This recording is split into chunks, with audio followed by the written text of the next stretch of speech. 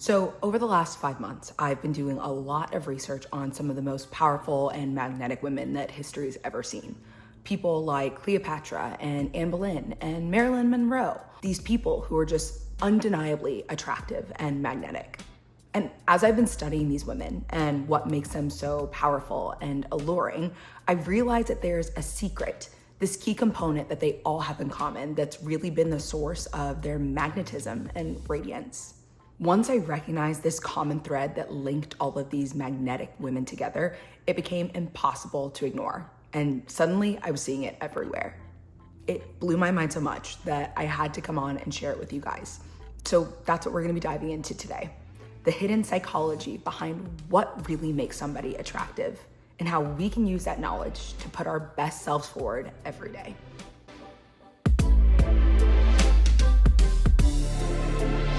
Hey guys, it's Gata and welcome to my channel. This is my corner of the internet where I like to talk about famous faces, feminine psychology, and archetypes, and how we can use that knowledge to create a life that we truly love for ourselves. If that sounds like a conversation that you're interested in continuing, I invite you to pull up a chair, sit down, and stay for a while. I'd love to have you. I mentioned earlier that I've done a lot of research on these famous faces, and it's typically for a case study where I look at famous figures from pop culture and history and unpack the different feminine psychological principles that are at play in their lives. If you're interested in that sort of thing, please let me know down below who's a famous face that you'd like to see me dive into. Please also be sure to give this video a like and subscribe if you're interested in hearing more. So I mentioned earlier that I've been doing all of this research in preparation for my archetypal case study videos, and you're welcome to go check those out after you watch this video. I think they're pretty good. But a lot of the themes and motifs that I talk about in those videos are power and what makes women in particular so powerful and alluring.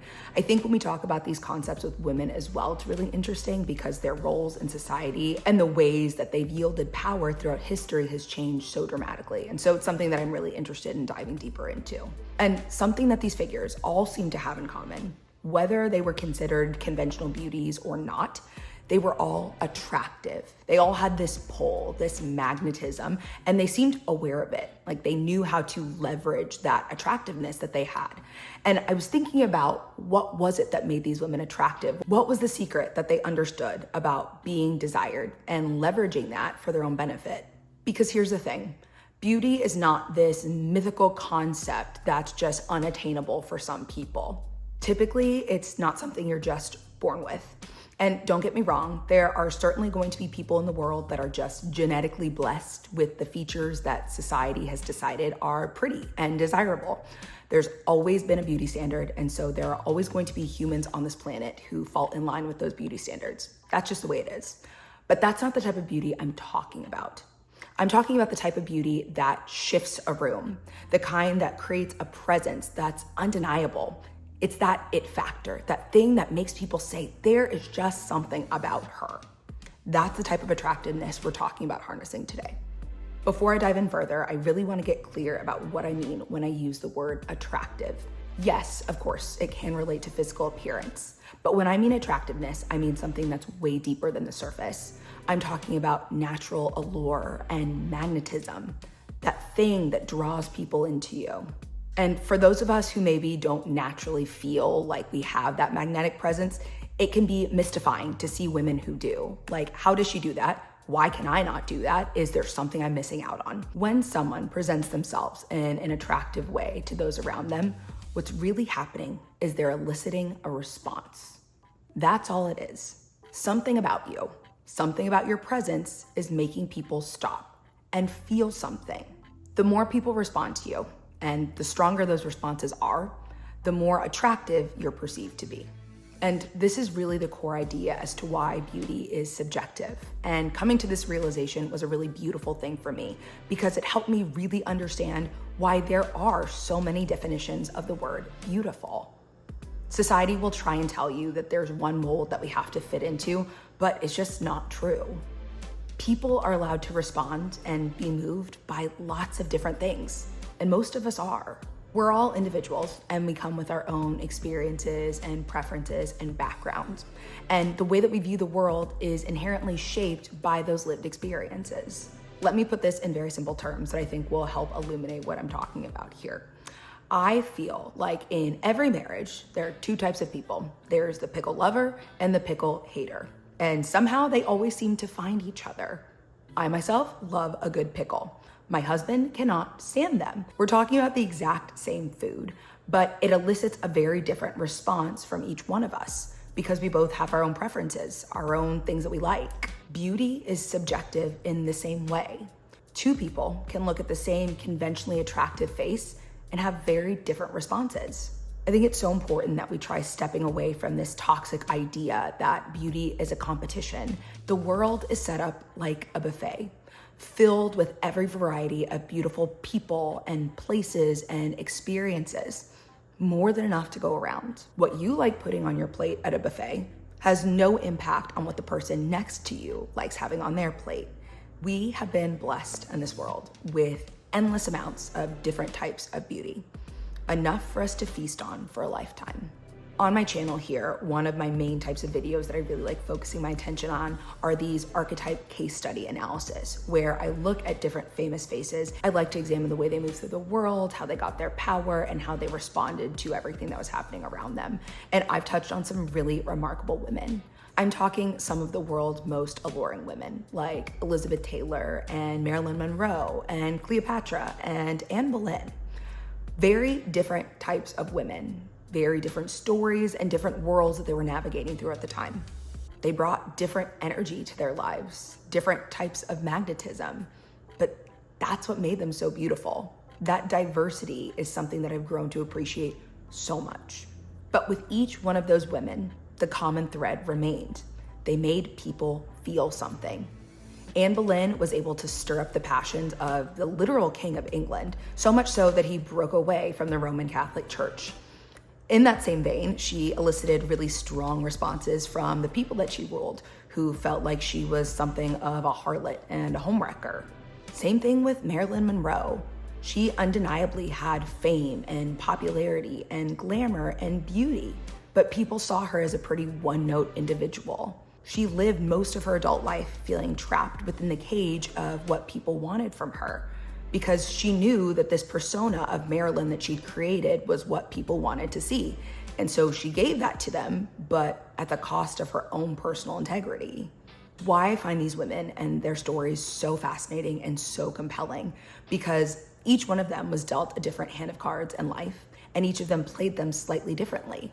And even though they seemed to understand the power of their presence and their own natural magnetism, the way that they operated through the world was very different. When I think about somebody who's attractive, and maybe not in the conventional sense, I immediately think of this woman. She's called the Green Lady. I'm gonna look up her name really quickly because I've got to give Queen her flowers. Elizabeth Eaton Rosenthal. Oh my gosh, she's such a gem. If you have not seen her, I'm gonna be putting pictures of her here on screen. But you cannot look at this woman and tell me that she is not the most attractive little old lady you have ever seen. She's precious. She's a national treasure. And the reason she's so naturally magnetic and attractive is because she makes you feel something. When you see her strutting around the town in her head to toe green, you can't help but feel happy and joyful and whimsical. Life feels just a little bit more magical when you see her. That's the response she elicits in people. That's why she's so attractive, because she makes people feel something. Those feelings that she's bringing out in you, that's all attractiveness is. So how do we take this information and apply it to our real lives? Because I think there are really practical applications and ways that you can use these same strategies. The first thing you need to do is figure out what it is people respond to about you. Maybe it is your physical appearance, and if that's the case, brava, go queen. But even the most beautiful women in the world have something more to offer than that. Maybe it's your witty and sarcastic sense of humor, or your bold personal style. Maybe it's your groundedness, or the way people always feel seen and appreciated when you're around. Oftentimes, the way that people respond to you is subtle, but once you tune into it, it's really hard to ignore, and you start noticing patterns. So ask yourself, what is it that draws people to you? What's that thing that makes them lean in just a little bit more? What makes you magnetic?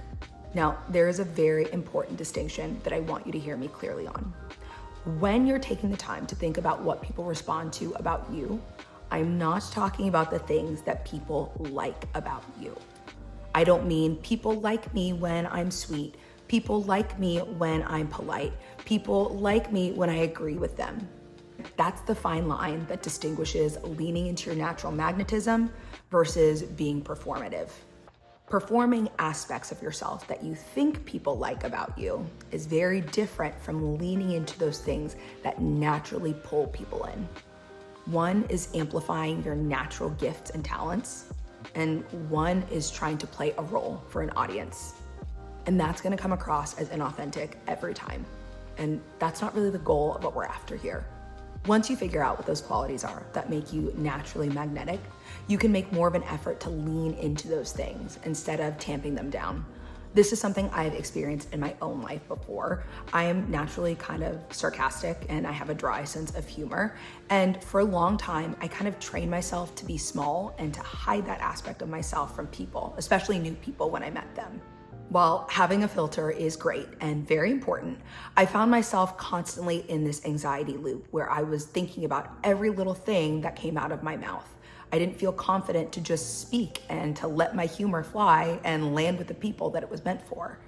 Without meaning to, I found myself holding back more and speaking more quietly, not voicing my full opinions for fear of being rude or perceived in some sort of negative light. What I've come to realize is that those parts of me that are different, the parts of me that stand out from a crowd, that's a part of my natural magnetism. It's what I've been gifted with, and so I've got to own it. Because here's the thing, when I stopped thinking so hard about it and I just let myself be, people were drawn to me more.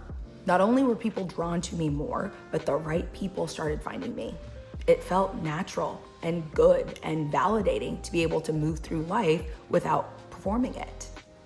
I think this perspective is also really helpful if you're in a phase in your life where you're trying to reinvent yourself or project a new image forward.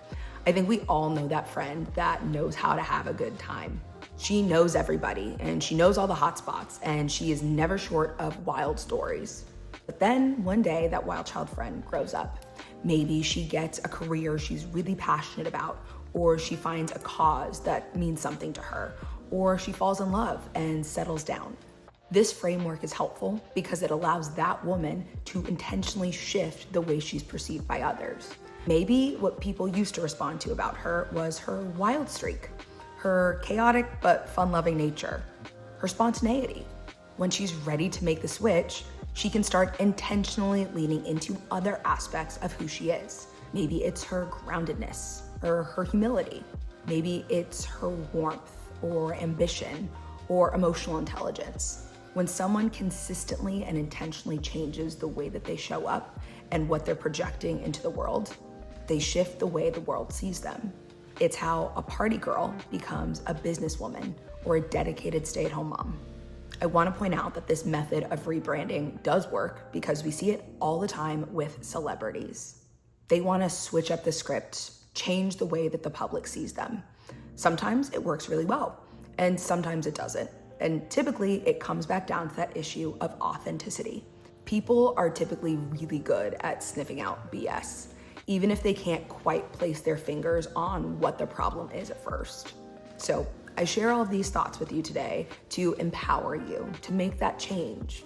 If you're someone who's maybe struggled with your confidence or your ability to command a room, I want you to know that you're not alone. These are things that I wish someone would have shared with me, and so I want to pass it along to you now that it's up here in my brain. My final thoughts for you are you get to decide who you are in this world. And so if you are in a stage where you're trying to reinvent yourself or become a better version of who you are already, I want you to remember a couple of key points. 1, you need to make sure that whatever identity you're stepping into is actually aligned with who you are. 2, make sure that version of you feels natural and not performative. And 3, pay attention to how people respond to you. Figure out what are those things that make you naturally magnetic and lean into it. Because here's the truth. Being attractive is not about appealing to other people. It's about amplifying the parts of you that have always been there. If you guys are still here with me, thank you so much for hanging out and listening to my ramblings. This isn't my normal setup, kind of more of a casual chit-chatty video, but I just had these thoughts on my brain. I was like, I have to tell somebody. So now the secret's out and you know how to make yourself naturally magnetic and attractive to the world. If you enjoyed this video and want to hear more about creating a life that you are in love with, because yes, you deserve it, I'm gonna link my lover archetype video on screen now. So I will see you guys over there, or I'll just catch you next time. Until then, take care of yourselves. Bye.